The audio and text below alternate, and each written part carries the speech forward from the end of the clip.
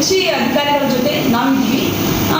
ಯಾವ ರೀತಿಯಾಗಿ ರೇಟ್ ಮಾಡಿದ್ರು ಮತ್ತು ಅದನ್ನು ಇಂಟೆನ್ಷನ್ ಏನಿತ್ತು ಮತ್ತು ಎಷ್ಟು ಏಜೆನ್ಸಿಗಳ ಮೇಲೆ ರೇಟ್ ಮಾಡಿದ್ರು ಅನ್ನೋದು ಅವ್ರನ್ನೇ ಕೇಳೋಣ ಬನ್ನಿ. ಸರ್ ನಮಸ್ತೆ. ಸರ್ ನಮಸ್ತೆ ಮೇಡಮ್. ಸರ್ ಅಫ್ಜಲ್ಪುರ ತಾಲೂಕಿನಲ್ಲಿ ಏನಾಯಿತು ಅಂತಂದರೆ ದಿನಾಂಕ ಜೂನ್ 14, 2024 ಕೆಲವೊಂದು ಏಜೆನ್ಸಿ ಅಂದರೆ ಮಳಿಗೆಗಳ ಮೇಲೆ ಏನು ಮಾಡಿದ್ರಿ ಅಂತಂದರೆ ಜಿಲ್ಲಾ ನಿರ್ದೇಶಕರ ನೇತೃತ್ವದಲ್ಲಿ ತಾವು ಕೂಡ ಇದ್ರಿ, ರೇಡ್ ಮಾಡಿದ್ರಿ. ಸರ್ ರೇಡ್ ಮಾಡ್ತಂಥ ಸಂದರ್ಭದಲ್ಲಿ ಏನೇನೆಲ್ಲ ವಿಷಯಗಳಿದ್ದು ಮತ್ತು ಎಷ್ಟೆಲ್ಲ ರೇಡ್ ಆಯಿತು ಸರ್? ಮೇಡಮ್, ತಾವು ಕೇಳ್ದಂಗೆ ಜೂನ್ 14ನೇ ತಾರೀಕು ನಮ್ಮ ಜಿಲ್ಲಾ ಜಂಟಿ ಕೃಷಿ ನಿರ್ದೇಶಕರ ಒಂದು ನೇತೃತ್ವದಲ್ಲಿ ನಮ್ಮ ಅಫ್ಜಲ್ಪುರ ತಾಲೂಕಿನಲ್ಲಿರ್ತಕ್ಕಂಥ ಈ ಕೃಷಿ ಪರಿಕರ ಮಾರಾಟ ಮಳಿಗೆದಾರರ ಅಂಗಡಿಗಳ ಮೇಲೆ ಒಂದು ಅನಿರೀಕ್ಷಿತ ಒಂದು ದಾಳಿಯನ್ನು ನಾವು ಮಾಡಿದ್ವಿ. ಇದು ಯಾಕಪ್ಪ ಅಂತಂದ್ರೆ ಕೆಲವೊಂದು ನಮಗೆ ರೈತರಿಂದ ದೂರುಗಳು ಬರ್ತಾಯಿದ್ದು, ಅಫ್ಜಲ್ಪುರದಲ್ಲಿ ಈ ಹತ್ತಿ ಬೀಜಗಳು ಮತ್ತು BT ಹತ್ತಿ ಬೀಜಗಳು ಮತ್ತು ಕೆಲವೊಂದಿಷ್ಟು DAP ಗೊಬ್ಬರಗಳನ್ನ ಹೆಚ್ಚಿನ ರೇಟಿಗೆ ತೊಗೊಂಡು ಇದು ಮಾಡ್ತಾ ಇದ್ದಾರೆ ರೈತರಿಂದ ಅನ್ನತಕ್ಕಂಥ ಒಂದು ದೂರಿದ ಸಲುವಾಗಿ ನಾವು ಅನಿರೀಕ್ಷಿತವಾಗಿ ಅವತ್ತಿನ ದಿನ ನಾವು ಸುಮಾರು 4-5 ಅಂಗಡಿಗೆ ನಾವು ಅನಿರೀಕ್ಷಿತವಾಗಿ ತಪಾಸಣೆ ಮಾಡಿ ಭೇಟಿ ನೀಡಿ ಅವನ್ನೆಲ್ಲ ನೋಡಿದಾಗ ಕೆಲವೊಂದಿಷ್ಟು ನ್ಯೂನತೆಗಳನ್ನು ಇದ್ದಂಥ ಅಂಗಡಿಗಳಿಗೆ ನಾವೇನು ಮಾಡಿದ್ವಿ, ಅವತ್ತಿನ ದಿನ ಶೋಕಾಶ ನೋಟಿಸು ಮತ್ತು ಕಾರಣ ಕೇಳೋ ನೋಟಿಸು ಮತ್ತು ಸ್ಟಾಪ್ ಸೇಲ್ ಮಾರಾಟ ತಡೆ ಆದೇಶಗಳನ್ನು ನೀಡಿ ಅವರಿಗೆ ಕಟ್ಟುನಿಟ್ಟಾಗಿ ನಾವೇನಪ್ಪ ಅಂತಂದ್ರೆ ಒಂದು ಸೂಚನೆಯನ್ನು ನೀಡಿ ಇದು ಮಾಡಿ ನಾವು ಅದನ್ನು ಇದು ಮಾಡ್ತೀವಿ. ತದನಂತರದಲ್ಲಿ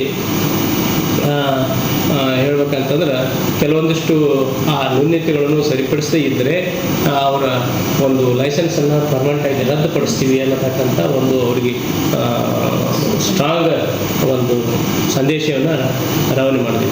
ಸರ್ ನಾವು ಕೇಳಿದ ಹಾಗೆ ಈ ಹಿಂದೆ ಅಂದರೆ ಅಫ್ಜಲ್ಪುರ ತಾಲೂಕಿನ ತಹಶೀಲ್ದಾರರು ಮತ್ತು ತಾವು ನಿಮ್ಮ ನೇತೃತ್ವದಲ್ಲಿ ಏನಾಯಿತು ಅಂತಂದರೆ ಈ ಅಫ್ಜಲ್ಪುರ ತಾಲೂಕಿನಲ್ಲಿ ಇರ್ತಕ್ಕಂಥ ಮಳಿಗೆ ಅಂದರೆ ರಸಗೊಬ್ಬರ ಮತ್ತು ಬೀಜಗಳ ಮಾರಾಟಗಾರರ ಏಜೆನ್ಸಿಗಳು ಒಂದು ಮೀಟಿಂಗ್ ಆಯಿತು ಸರ್. ಆ ಮೀಟಿಂಗಲ್ಲಿ ಏನೆಲ್ಲ ಡಿಸ್ಕಸ್ ಆಯಿತು ಸರ್?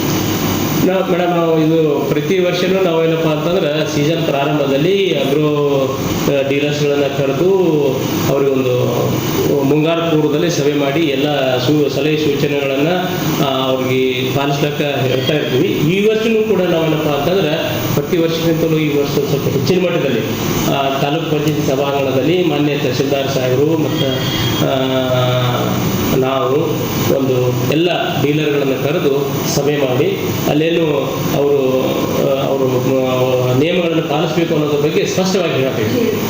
ಯಾವುದೇ ರೀತಿಯಿಂದ ರೈತರಿಂದ ಹೆಚ್ಚಿಗೆ ಹಣ ವಸೂಲಿ ಪಡಿಬಾರ್ದು, ಹೆಚ್ಚಿಗೆ ಹಣ ಪಡಿಬಾರ್ದು, ಕಡ್ಡಾಯವಾಗಿ ರೈತರಿಗೆ ಬಿಲ್ಲನ್ನು ಕೊಡಬೇಕು. ಆಮೇಲೆ ನೀವು ಅಧಿಕೃತ ಏನು ಸರಬರಾಜುದಾರರಿಂದ ಸಂಸ್ಥೆಗಳಿಂದ ಮಟೀರಿಯಲ್ ಕೊಡೋದು, ಇನ್ವಾಯ್ಸಿ ಪಡ್ಕೊಂಡು ಅವು ತಮ್ಮ ಲೈಸೆನ್ಸ್ನಲ್ಲಿ PC ಅಂತೀವಿ ಮೇಡಮ್, O ಫಾರ್ಮ್ ಅಂತೀವಿ, ಅವನ್ನೆಲ್ಲ ದಾಖಲೆ ಮಾಡಿಸ್ಕೋಬೇಕು ಅಂತ ನಾವು ಸೂಚನೆ ಕೊಟ್ಟಿವಿ. ಮತ್ತು ಅದರಲ್ಲಿ ಕೆಲವೊಂದಿಷ್ಟು ನಮ್ಮ ಹಿಂದೆ ಕೆಲವೊಬ್ಬ ರೈತರು ನಮ್ಮ ಹೇಳಿದಾಗೆ ಕೆಲವೊಂದಿಷ್ಟು ಅಗ್ರಗಳು ಹೆಚ್ಚು ಕಡಿಮೆ ರೇಟಿಗೆ ಮಾಡ್ತಾರಂತ ಅನ್ನೋ ವಿಷಯನೂ ಅಲ್ಲಿ ಪ್ರಸ್ತಾಪ ಆದಾಗ ನಾವು ಅವ್ರಿಗೆ ಹೇಳಿದ್ವಿ, ನೀವು ಇಂಥ ಪ್ರಕರಣಗಳು ಬಂದ್ರೆ ನೀವು ಕಡ್ಡಾಯವಾಗಿ ನಿಮ್ಗೆ MRP ಕ್ರಾಸ್ ಮಾಡಿದ್ರೆ ನಿಮ್ಮ ಮೇಲೆ ಕ್ರಮ ಆಗ್ತದೆ. MRP ಬಿಟ್ಟು ಯಾರೂ ಮಾಡುವಂಗಿಲ್ಲ. ನೀವು ಯಾರು ಮಾಡೋಕ್ಕೆ MRP ನೀವು ಏನಾದರೂ ಕ್ರಾಸ್ ಆಗ್ತಿತ್ತಂದ್ರೆ ನೀವು ಅದನ್ನು ಮಾಡೋ ಅಗತ್ಯನೇ ಇಲ್ಲ. ಯಾಕೆ ಮಾಡಕ್ಕೆ ಹೋಗ್ತೀರಿ? ಅದಕ್ಕೆ ನೀವು ಅನ್ನೋದು MRP ಯಾವ ಕಾಲಕ್ಕೂ MRP ಸರ್ಕಾರ ನಿಗದಿಪಡಿಸಿದಂಥ ದರವನ್ನು ಬಿಟ್ಟು ನೀವು ಮಾರಾಟ ಮಾಡೋಂಗಿಲ್ಲ. ಮಾಡಿದರೆ ನಿಮ್ಮ ಮೇಲೆ ಕ್ರಮ ಆಗ್ತದಂತಿಲ್ಲ. ಅವತ್ತು ನಾವು ಅತ್ಯಂತ ಕಟ್ಟುನಿಟ್ಟಾಗಿ ನಾವು ಅವ್ರಿಗೆ ಸೂಚನೆ ಕೊಟ್ಟಿದ್ದೀವಿ ಮೇಡಮ್. ಸರ್ ಈಗ ರೇಟ್ ಮಾಡಿದ್ರಲ್ಲ ಸರ್, ಈ ಮೀಟಿಂಗ್ ಆಗ್ತಿಂತ ಮುಂಚೆ ಮಾಡಿದ್ರ ಅಥವಾ ಮೀಟಿಂಗ್ ಆದ್ಮೇಲೆ ಮಾಡಿದ್ರಿ ಸರ್?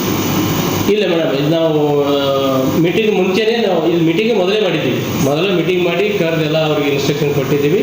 ಅದು ಮೀಟಿಂಗ್ ಆದ ನಂತರನೂ ಕೂಡ ಕೆಲವೊಂದಿಷ್ಟು ದೋಷಗಳು ಅವರಿಂದ ಆಗ್ತಾ ಇದೆ ಅಂತ ನಮಗೆ ಗಮನಕ್ಕೆ ಬಂದಾಗ ನಾವು ಅನಿರೀಕ್ಷಿತವಾಗಿ ನಾವು ಭೇಟಿ ಮಾಡಿ ಅವ್ರು ದಾಳಿ ಮಾಡಬೇಕು. ಮೀಟಿಂಗಲ್ಲಿ ಇಷ್ಟೆಲ್ಲ ಹೇಳಿದ್ರು ಕೂಡ ಅವರು ಈ ರೀತಿ ನಡ್ಕೋತಾರ ಅಂತಂದ್ರೆ ಅದು ಬೇಜವಾಬ್ದಾರಿತನ ಸರ್. ಅದು ಅವ್ರದ್ದು ಒಂದು ಇದನ್ನೇ ಮೇಡಮ್, ತಪ್ಪೇ. ಅದಕ್ಕೋಸ್ಕರ ನಾವು ಇಷ್ಟೊಂದು ಅವರಿಗೆ ಏನಪ್ಪ ಅಂತಂದ್ರೆ ಕಠಿಣವಾದಂಥ ಒಂದು ಹೇಳ್ಬೇಕು. ಅಫ್ಜಲ್ಪುರ ತಾಲೂಕಿನಲ್ಲಿ ಅಧಿಕೃತ ಇರ್ತಕ್ಕಂಥ ಏಜೆನ್ಸಿಗಳು ಎಷ್ಟು ಮತ್ತು ನಿಮ್ಮ ಮೂಲಕ ಏನೆಲ್ಲ ಸಂದೇಶ ಕೊಡ್ತೀವಿ ಸರ್ ಅವರು? ಮೇಡಮ್, ನಮ್ಮ ತಾಲೂಕಿನಲ್ಲಿ ಈ ನಮ್ಮ ನಗರ ಮತ್ತು ಎಲ್ಲ ಹಳ್ಳಿಗಳು ಒಟ್ಟಾರೆ ಸೇರಿ ಸುಮಾರು 42 ಲೈಸೆನ್ಸ್ ಹೊಂದಿರತಕ್ಕಂಥ ಅಗ್ರೋ ಕೇಂದ್ರಗಳಾವ ಸರ್. ನಾವು ಈಗ ಈ ಮೂಲಕ ಮತ್ತೊಮ್ಮೆ ಅವರಿಗೆ ನಾವು ತಿಳಿಸೋದೇನಪ್ಪ ನಿಮ್ಮ ವಾಹಿನಿ ಮೂಲಕ ಅಂತಂದ್ರೆ, ಇಂಥ ಒಂದು ದಾಳಿ ಮಾಡತಕ್ಕಂಥ ಸಂದರ್ಭ ಇನ್ನೊಮ್ಮೆ ತರಿಸ್ಕೊಳ್ಬೇಡಿ. ಎಲ್ಲರೂ ರೈತರಿಗೆ ಏನಪ್ಪ ಅಂತಂದ್ರೆ ಒಂದು ಸ್ಪಂದನೆ ಮಾಡಿರಿ. ಒಳ್ಳೆಯ ದರದಲ್ಲಿ ಅವರಿಗೆ ಸರ್ಕಾರದ ನಿಗದಿಪಡಿಸಿದ ದರದಲ್ಲಿ ಅವರಿಗೆ ಗೊಬ್ಬರ, ಔಷಧಿ, ಬೀಜ ಏನಿದೆ ಕೊಡ್ತಕ್ಕಂಥದ್ದು ಆಗಬೇಕು. ಮತ್ತು ಇಂಥ ಪ್ರಕರಣಗಳು ಮತ್ತೆ ನಮ್ಮ ಗಮನಕ್ಕೆ ಬಂದರೆ ನಾವು ಅಂಥ ವ್ಯಾಪಾರಸ್ಥರ ಲೈಸೆನ್ಸನ್ನು ರದ್ದುಪಡಿಸಲಿಕ್ಕೆ ಯಾವುದೇ ಮುಲಾಜಿ ಕಾಯಿಲ್ಲ. ಈಗ ರೇಡ್ ಮಾಡಿದಂಥ ಸಂದರ್ಭದಲ್ಲಿ ಈ ಮಳಿಗೆದಾರರು ಆಗಿರ್ಬೋದು ಮತ್ತೆ ರಾಜಕಾರಣ ನಮ್ಮ ತಾಲೂಕಿನ ರಾಜಕಾರಣ ಅವರಿಂದ ಏನಾದರೂ ಒತ್ತಡ ಬಂತು ಸರ್? ಇಲ್ಲ ಮೇಡಮ್, ಆ ಥರದ್ದು ಯಾರಿಂದ ನಮಗೆ ಒತ್ತಡಗಳು ಬಂದಿಲ್ಲ. ನಾವು ಅದು ಅವ್ರು ಏನು ನ್ಯೂನತೆಗಳದಾವ ಅವ್ರಿಗೆ ಇನ್ಸ್ಟ್ರಕ್ಷನ್ ಕೊಟ್ಟಾಗ ಅವರು ನಾವು ಪಾಲಿಸ್ತೀವಿ ಅಂತೇಳಿ ಒಪ್ಕೊಂಡು ಇದು ಮಾಡಿದ್ದಾರೆ. ನಮಗೆ ಯಾವುದೇ ರೀತಿಯಿಂದ ಯಾವುದೇ ರಾಜಕೀಯ ಇರ್ಬೋದು, ಇನ್ನಿತರ ಯಾವುದೇ ಪ್ರಭಾವಿ ವ್ಯಕ್ತಿಗಳಿಂದ ನಮ್ದು ಯಾವುದೇ ರೀತಿಯಿಂದ ನಮ್ಮ ಮೇಲೆ ಒತ್ತಾಯ ಬಂದಿಲ್ಲ. ನಾವು ಯಾವುದೇ ಒತ್ತಡನೂ ಬಂದಿಲ್ಲ ಸರ್. ಅಂದರೆ ಈ ಅಫಜಲ್ಪುರ ತಾಲೂಕಿನ ಅಂದರೆ ರೈತಾಪಿ ಜನಕ್ಕೆ ಅಂದರೆ ಇರ್ತಕ್ಕಂಥ ಕೃಷಿ ಇಲಾಖೆಯಿಂದ ಇರ್ತಕ್ಕಂಥ ಸೌಲಭ್ಯಗಳನ್ನು ನಮ್ಮ ಹೇಳ್ಬೋದು ಮೇಡಮ್. ಈ ಒಂದು ಸಂದರ್ಭದಲ್ಲಿ ತಮ್ಮಲ್ಲಿ ಮನವಿ ಮಾಡ್ಕೊಳ್ಳೋದೇನಪ್ಪ ಅಂತಂದ್ರೆ, ನಮ್ಮ ಯಾವತ್ತೂ ಅಫಜಲ್ಪುರ ರೈತರಲ್ಲಿ ವಿನಂತಿ ಮಾಡ್ಕೊತೀನಿ. ಈಗ 2024-25ನೇ ಸಾಲಿನ ಮುಂಗಾರು ಹಂಗಾಮಿನಲ್ಲಿ ಬಿತ್ತನೆಯಾದಂಥ ಬೆಳೆಗಳಿಗೆ ಬೆಳೆ ವಿಮೆ ಮಾಡಿಸ್ತಕ್ಕಂಥ ಕಾಲ ಬಂದಿದೆ. ಈಗ ಉದಾಹರಣೆಗೆ ತೊಗರಿ ಬೆಳೆ ಮಳೆ ಆಶ್ರಿತ, ತೊಗರಿ ನೀರಾವರಿ, ಹೆಸರು ಮಳೆ ಆಶ್ರಿತ, ಉದ್ದು ಮಳೆ ಆಶ್ರಿತ, ಸೂರ್ಯಕಾಂತಿ ನೀರಾವರಿ, ಸೂರ್ಯಕಾಂತಿ ಮಳೆ ಆಶ್ರಿತ, ಎಳ್ಳು ಮಳೆ ಆಶ್ರಿತ, ಶೇಂಗಾ ನೀರಾವರಿ, ಶೇಂಗಾ ಮಳೆ ಆಶ್ರಿತ, ಹತ್ತಿ ನೀರಾವರಿ, ಹತ್ತಿ ಮಳೆ ಆಶ್ರಿತ, ಸೋಯಾವರೆ ಮಳೆ ಆಶ್ರಿತ, ಇವೆಲ್ಲ ಮತ್ತು ಇತರೆ ಮುಸ್ಕಿನ ಜೋಳ ಇನ್ನಿತರೆ ಬೆಳೆ ಎಲ್ಲ ಸಜ್ಜಿ, ಇಂಥ ಎಲ್ಲ ಬೆಳೆಗಳನ್ನು ರೈತರು ತಾವು ಏನಪ್ಪ ಅಂತಂದ್ರೆ ವಿಮೆ ಮಾಡಿಸ್ಬೋದಾಗಿದೆ. ವಿಮೆ ಮಾಡಿಸೋದು ಹೆಂಗಪ್ಪ ಅಂತಂದ್ರೆ, ರೈತರು ಅಕೌಂಟ್ ಯಾವ ಬ್ಯಾಂಕ್ನಾಗ ಅಕೌಂಟ್ ಹೊಂದಿದ್ದಾರೆ ಅಥವಾ CSC ಸೆಂಟರ್ದಲ್ಲಿ ಮಾಡಿಸ್ಬೋದು, ಅಥವಾ ತಮ್ಮ ಇದರಲ್ಲಿ ಬ್ಯಾಂಕ್ಗಳಲ್ಲಿ ಸೇವಾ ಕೇಂದ್ರಗಳಲ್ಲಿ ಮಾಡಿಸ್ಬೋದು. ಅವ್ರು ಏನಪ್ಪ ಅಂತಂದ್ರೆ ಆ ಅಕೌಂಟ್ ಇದ್ರೆ ಸಾಕು. ಮತ್ತು ಅವ್ರು ಏನಪ್ಪ ಅಂತಂದ್ರೆ ಪ್ರತಿ ಹೆಕ್ಟರಿಗೆ ನಿಗದಿಪಡಿಸಿದಂಥ ಒಂದು ವಿಮೆ ಮೊತ್ತ ಏನದಲ್ಲ ಅದನ್ನು ತುಂಬಬೇಕಾಗ್ತದೆ. ತುಂಬಿ ಏನದ ಅವ್ರು ನೋಂದಣಿ ಮಾಡಬೇಕು. ಇದು ನೋಂದಣಿ ಎಂತನದಪ್ಪ ಅಂತಂದ್ರೆ, ಇದು ತೊಗರಿ ಮಳೆ ಆಶ್ರಿತಕ್ಕೆ 31 ತನಕ ಇದೆ, 31 ಜುಲೈ 2024. ಆಮೇಲೆ ಹೆಸರು ಮಳೆ ಆಶ್ರಿತ ಜುಲೈ ಇದೇ ತಿಂಗಳು 15 ಲಾಸ್ಟ್ ಡೇಟ್ ಇದೆ. ಇನ್ನಿತರ ಬೆಳೆಗಳಿಗೆ ಏನಂತಂದ್ರೆ 31/7 ಇದೆ. ಅದಕ್ಕೆ ರೈತರು ತಮ್ಮ ಬೇಗನೆ ತಮ್ಮ ಯಾವ ಬೆಳೆ ಬಿತ್ತೀರಿ ಆ ಬೆಳೆ ದೃಢೀಕರಣ ಮತ್ತು ಏನಂತಂದ್ರೆ ಸಲ್ಲಿಸಿ ತಮ್ಮ ಬ್ಯಾಂಕ್ಗಳಲ್ಲಿ ವಿಮೆ ಮೊತ್ತವನ್ನು ತುಂಬಬೇಕು. ಇದರಿಂದ ಏನು ಲಾಭ ಆಗ್ತದಪ್ಪ ಅಂತಂದ್ರೆ ರೈತರಿಗೆ, ಈಗ ಅಕಸ್ಮಾತ್ತಾಗಿ ಮಳೆ ಅಭಾವ ಆಯಿತು, ಪ್ರತಿಕೂಲ ಹವಾಮಾನ ಮತ್ತು ನಿರ್ದಿಷ್ಟ ಪ್ರಕೃತಿ ವಿಕೋಪಗಳಾದಂಥ ಆಣೆಕಲ್ಲು ಮಳೆ, ಭೂಕುಸಿತ, ಬೆಳೆ ಮುಳುಗಡೆ, ಮೇಘಸ್ಫೋಟ, ಗುಡುಗು ಮಿಂಚುಗಳಿಂದ ಇಂಥ ಬೆಳೆ ಅವಘಡಾಗಿ ನಷ್ಟ ಆದರೆ ಈ ಇನ್ಶೂರೆನ್ಸ್ ಮಾಡಿದಂಥ ರೈತರಿಗೆ ಬೆಳೆ ವಿಮೆಗಳಿಗೆ ನೇರವಾಗಿ ಅವರ ಅಕೌಂಟಿಗೆ ಜಮಾ ಆಗ್ತದೆ. ಅದಕ್ಕೆ ನಮ್ಮ ತಾಲೂಕಿನಲ್ಲಿ ಎಲ್ಲ ರೈತರು ಮುಂಗಾರಿ ಬಿತ್ತಿದಂಥ ಎಲ್ಲ ರೈತರು ದಯಮಾಡಿ ವಿಮೆಯನ್ನು ಮಾಡಿಸ್ಬೇಕು, ಬೆಳೆ ವಿಮೆಯನ್ನು ಮಾಡಿಸ್ಬೇಕು. ಇದು ತುಂಬ ಅವರಿಗೆ ಕಷ್ಟ ಕಾಲದಲ್ಲಿ ಕೈ ಹಿಡಿತದ ವಿಮೆ ಮೊತ್ತ ಅಂತಕ್ಕಂಥ ಮಾತನ್ನು ರೈತರಲ್ಲಿ ವಿನಂತಿ ಮಾಡ್ಕೊಳ್ತೀನಿ. ಸರ್, ಅಂದರೆ ತಾಲೂಕಿನಲ್ಲಿ ಪ್ರಗತಿಪರ ರೈತರು ಅಂತಂದರೆ ಯಾರು, ಮತ್ತು ಇಲ್ಲಿ ಅಂದರೆ ಪ್ರಗತಿಪರ ರೈತರು ಅಂತಂದರೆ ನಿಮ್ಮ ಇಲಾಖೆಯಿಂದ ಏನಾದರೂ ಸೌಲಭ್ಯ ಇದೆಯಾ ಪ್ರಗತಿಪರ ರೈತರು? ಮೇಡಮ್, ರೈತರಿಗೆ ಸೌಲಭ್ಯ ಬಗ್ಗೆ ಹೇಳ್ಬೇಕಂತಂದ್ರೆ, ನಮ್ಮಲ್ಲಿ ಎಲ್ಲ ರೈತರಿಗೆ ನಮ್ಮ ಇಲಾಖೆಯಿಂದ ವಿವಿಧ ಯೋಜನೆಗಳೊಳಗೆ ನಾವು ಸೌಲಭ್ಯ ಕೊಡ್ತಕ್ಕಂಥ ಒಂದು ಇದೆ. ಉದಾಹರಣೆಗೆ ಕೃಷಿ ಯಾಂತ್ರೀಕರಣ ಯೋಜನೆ ಇದೆ. ಅದರಲ್ಲಿ ರೈತರಿಗೆ ಬೇಕಾಗತಕ್ಕಂಥ ಬಿತ್ತನೆ ಕೂರಿಗಳು, ರೋಟೋವೇಟರ್ಗಳು, ನೇಗಿಲುಗಳು ಇಂಥವೆಲ್ಲ ಅವರು ತಗೋಬೋದು ಸಹಾಯಧನದಲ್ಲಿ. ಮತ್ತು ಅದೇ ರೀತಿ ಬಿತ್ತನೆ ಬೀಜಗಳನ್ನು ಇಲಾಖೆಯಿಂದ ಸಿಗ್ತವೆ. ಮತ್ತು ಅವರಿಗೆ ಔಷಧಿಗಳನ್ನು ಮತ್ತು ತಾಡ್ಪಾಲ್ ಅಂತೀವಲ್ಲ ಸರ್, ಅಂಥವನ್ನು ಸಿಗ್ತವೆ. ಆಮೇಲೆ ಇನ್ನು ಅನೇಕ ಲಘು ಪೋಷಕಾಂಶಗಳು ಜಿಂಕು, ಬೋರಾನು ಇಂಥವು ಎಲ್ಲ ವರ್ಗದ ರೈತರಿಗೆ ನಮ್ಮಲ್ಲಿ ಕೊಡ್ತಕ್ಕಂಥ ಒಂದು ಸೌಲಭ್ಯ ಇದೆ. ರೈತರೆಲ್ಲ ತಮ್ಮ ರೈತ ಸಂಪರ್ಕ ಕೇಂದ್ರಗಳನ್ನು ಸಂಪರ್ಕ ಮಾಡಿ ಈ ಸೌಲಭ್ಯಗಳನ್ನು ಪಡ್ಕೋಬಹುದಾಗಿದೆ.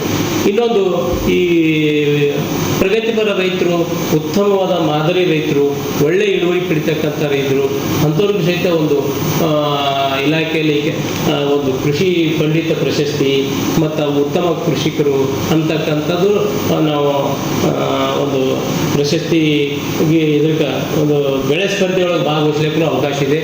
ಅಂಥ ಟೈಮ್ದಾಗ ಅರ್ಜಿಗಳು ಕರೆದಾಗ ಅಂಥ ರೈತರು ಅರ್ಜಿ ಸಲ್ಲಿಸಿದ್ರಪ್ಪ ಅಂತಂದ್ರೆ ಆ ಒಂದು ಯೂನಿವರ್ಸಿಟಿ ತಜ್ಞರು ಮತ್ತು ಇಲಾಖೆ ತಜ್ಞರು ಆ ಕ್ಷೇತ್ರಗಳನ್ನು ಭೇಟಿ ಮಾಡಿ ಅವು ರೈತರಲ್ಲಿ ಅಳವಡಿಸಿದಂಥ ಉತ್ತಮವಾದ ಬೇಸಾಯ ಕ್ರಮಗಳನ್ನು ವೀಕ್ಷಣೆ ಮಾಡಿ ಒಂದು ಇದನ್ನೇನು ಮಾರ್ಕ್ಸ್ ಹಾಕಿ ಅಂಥ ರೈತರಿಗೆ ಒಂದು ಆಯ್ಕೆ ಮಾಡಿ ಪ್ರಥಮ, ದ್ವಿತೀಯ, ತೃತೀಯ ಬಹುಮಾನ ಉತ್ತೇಜನಕರವಾದಂಥ ಒಂದು ಗುರುತಿಸುವಂಥದ್ದು ಸಹಿತ ಇಲಾಖೆಯಿಂದ ನಡೀತದೆ ಮೇಡಮ್.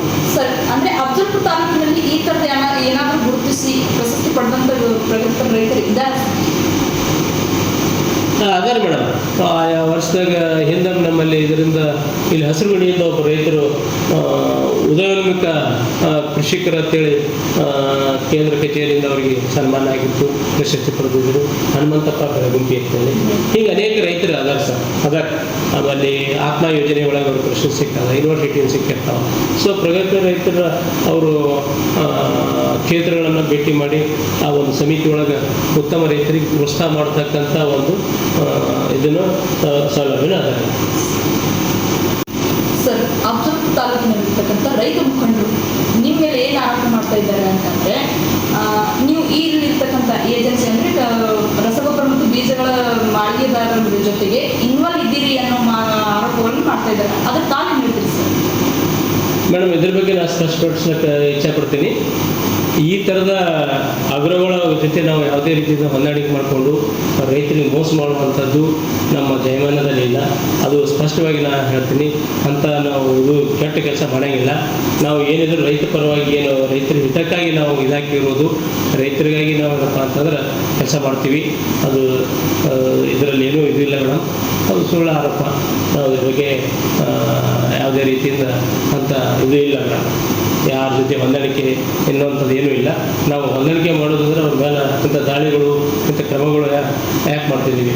ಸೊ ಅದಕ್ಕೋಸ್ಕರ ದಯಮಾಡಿ ಈ ವಿಚಾರದಲ್ಲಿ ನಾವು ಇಲಾಖೆ ಸ್ಪಷ್ಟ ಕ್ಲೀನಾಗಿ ಹೇಳ್ತೀನಿ.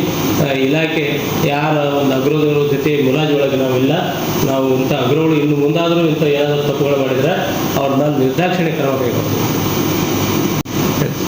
ಇಂಥ ನಾವು ಅವ್ರ ಜೊತೆ ಶಾಮೀಲಾಗಿ ಏನಾದರೂ ಎವಿಡೆನ್ಸು ಅಥವಾ ಇದು ಇದ್ದರೆ ಅವ್ರು ನಮ್ಗೆ ಹೇಳಿ ಅದಕ್ಕೆ ಕೊಡಲಿ.